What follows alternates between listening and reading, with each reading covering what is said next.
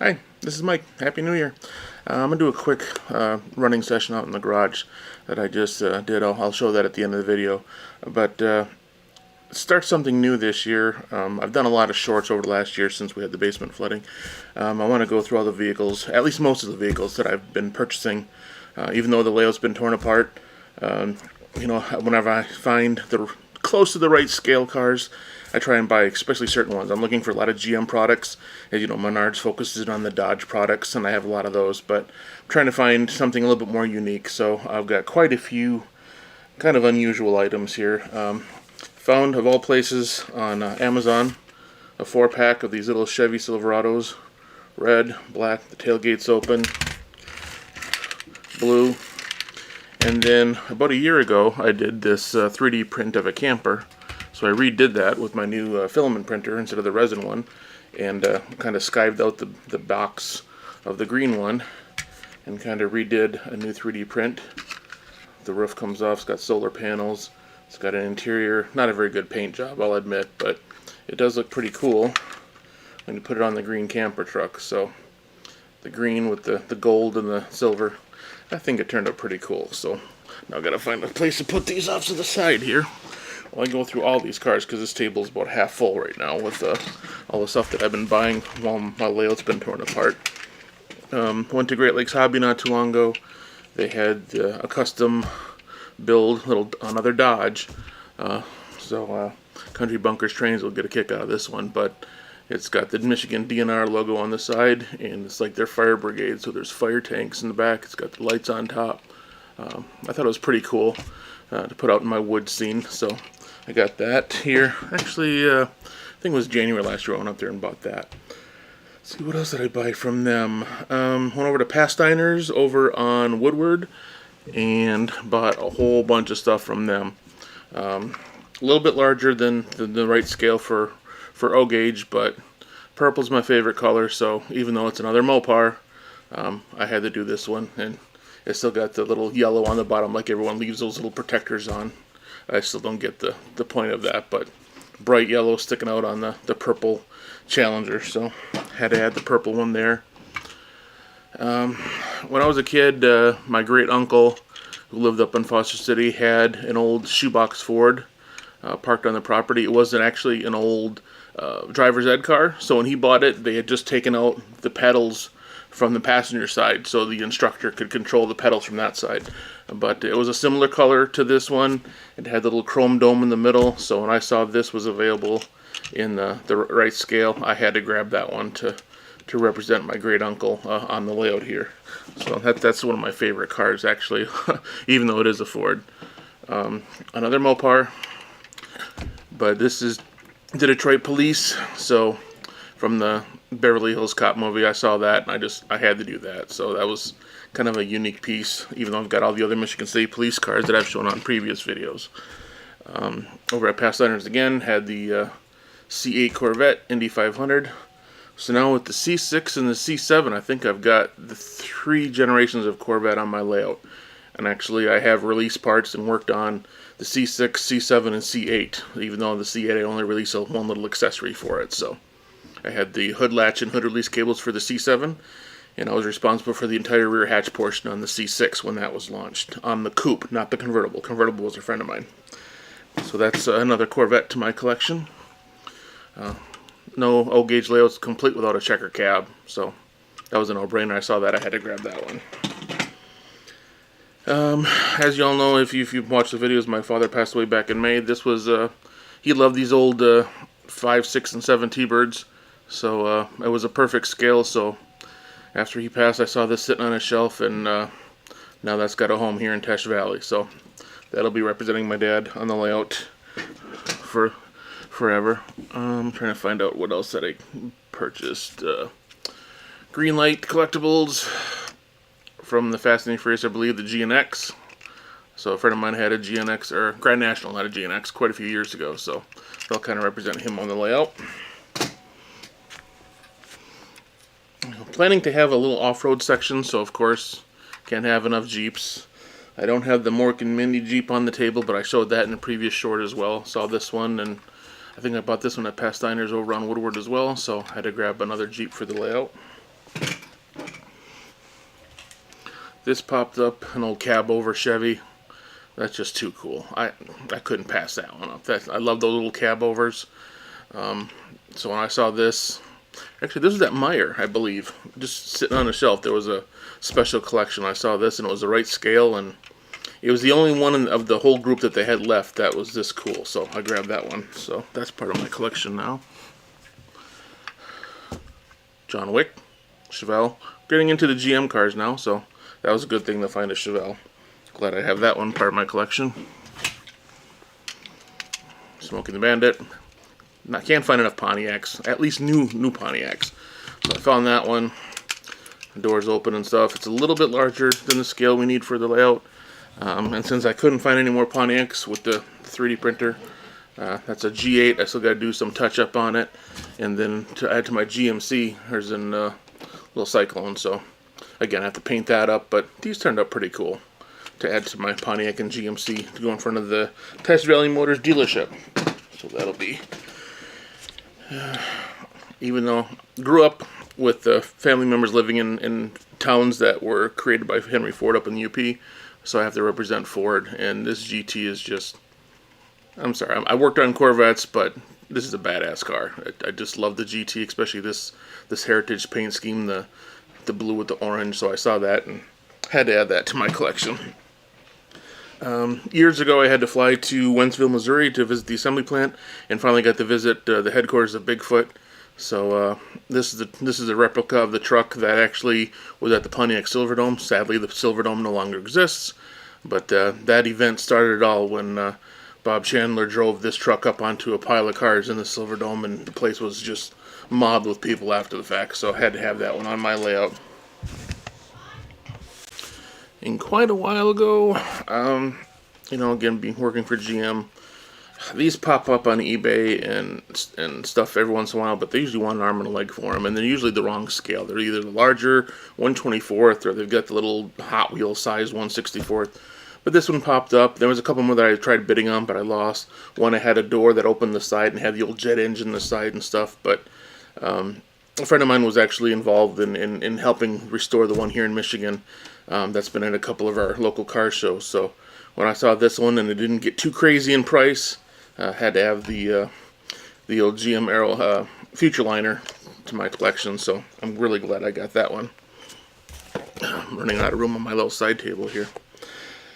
I think if you heard the videos on the shorts when I posted the presidential limo, again, I have friends at GM. GM had the contract for the Beast that was unveiled when Trump became president, so they can't talk about it. They'd have a little poster, a little picture at their desk with the team that worked on it, and they can't even talk to their fellow employees about what they did on that vehicle. It's so top secret, but I've actually have 3 or 4 people that I've worked with on Corvette and other programs that have actually been asked to specifically do some of the safety components and body structure on some of the presidential limos, as well as the Secret Service Tahoes and Suburbans. So when I saw these pop up, they have the little flags on the hood, as you can see. So I had a little fun with the short. If you listen to when I posted, I can't remember if it was the Secret Service one or it was the limo having the Secret Service talking in their ear about trying to guide the president where to go, and he missed his mark. So that was kind of a shot at Biden, but it was kind of funny.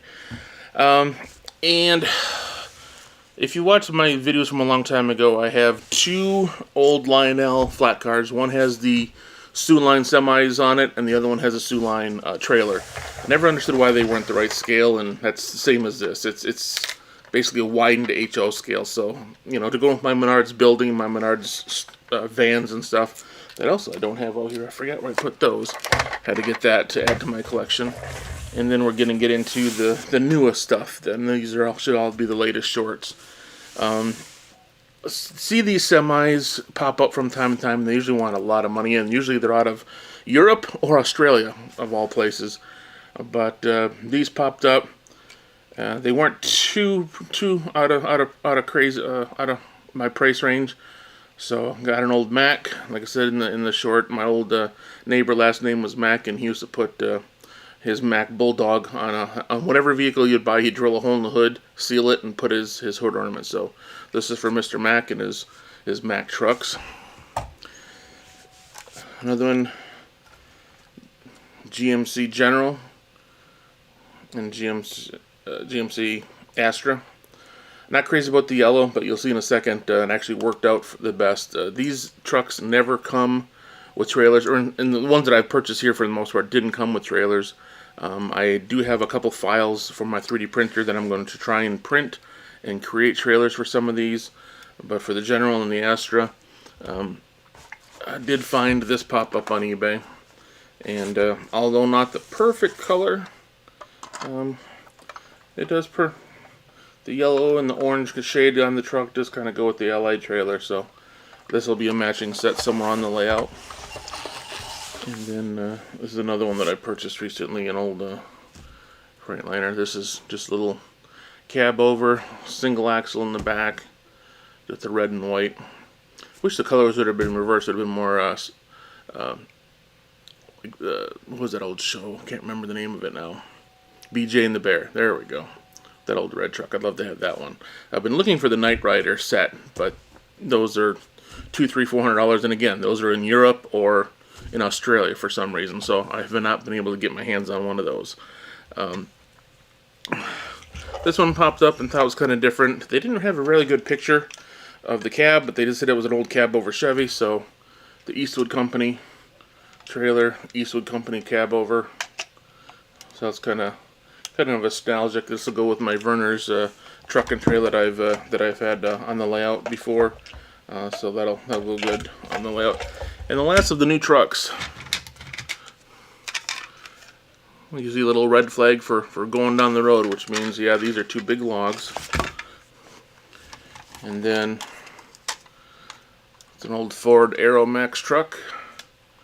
The detail on these trucks is pretty cool. They got the horns on the top, the cab over lights, the sun visors, all the lights in the back.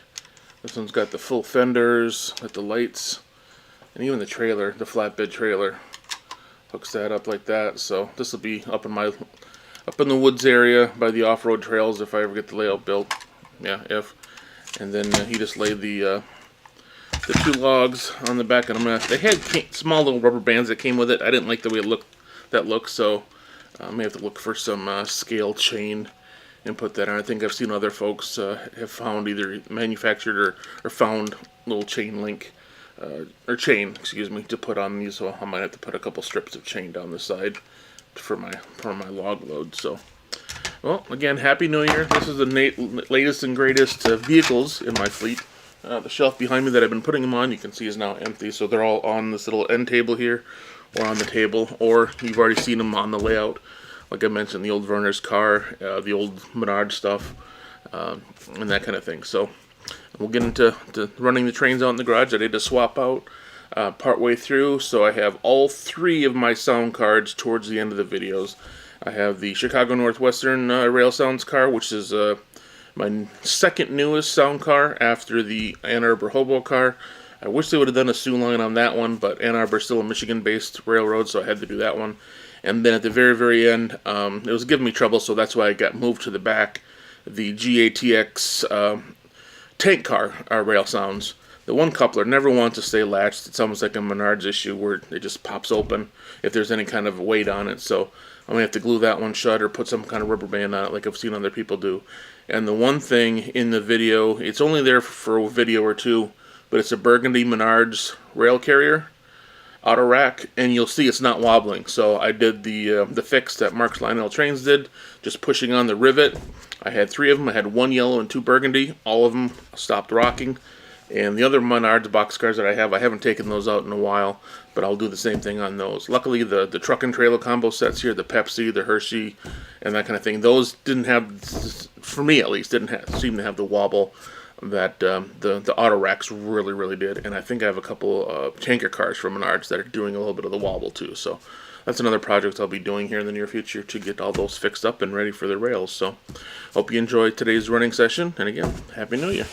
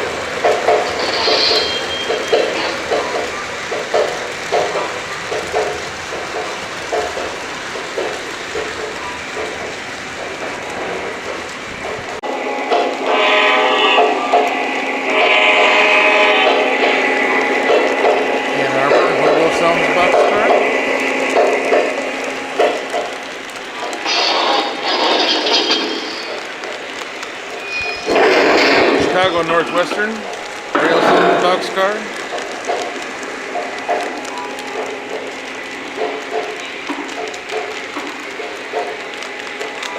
Finally, ZATX tanker rail sounds car.